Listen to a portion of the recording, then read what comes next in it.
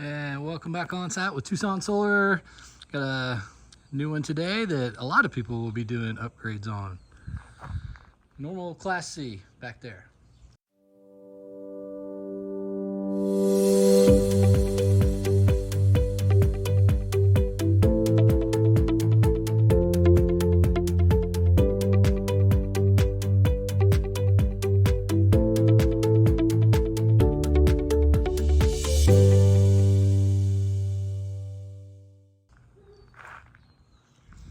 So you can see we got the trailer pulled up in front of the house.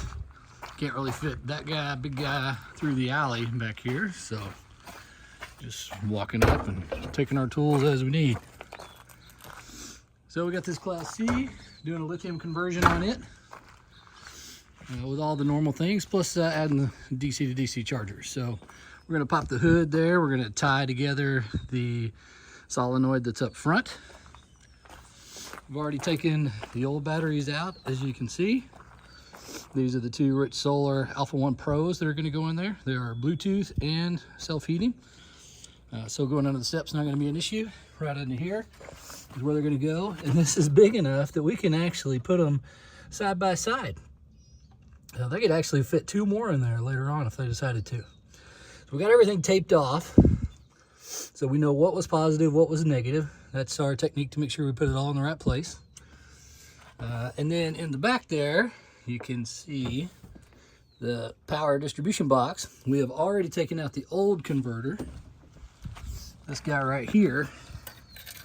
And the reason why is it only charged up to 13.6 volts. Not getting lithium up to the 14.4 that it needs, 14.4 to 14.6.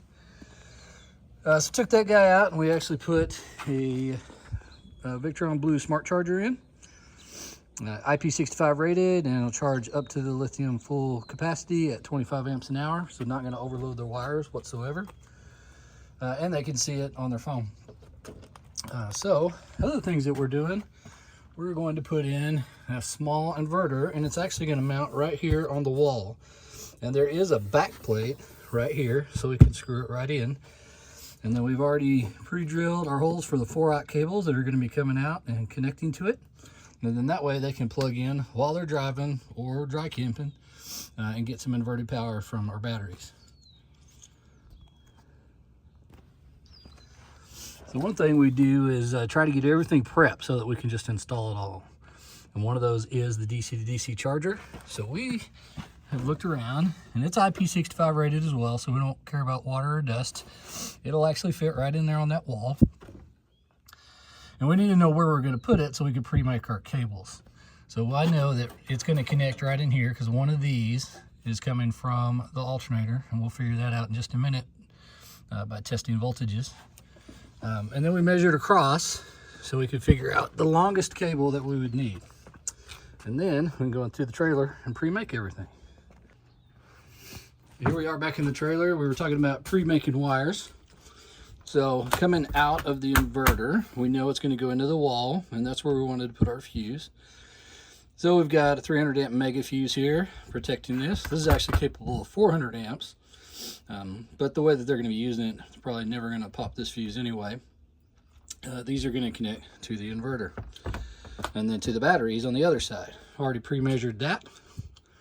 And then we've got our two parallel cables for the batteries, now that we know how they're going to go in and be oriented. And then we've pre-wired our DC to DC controller.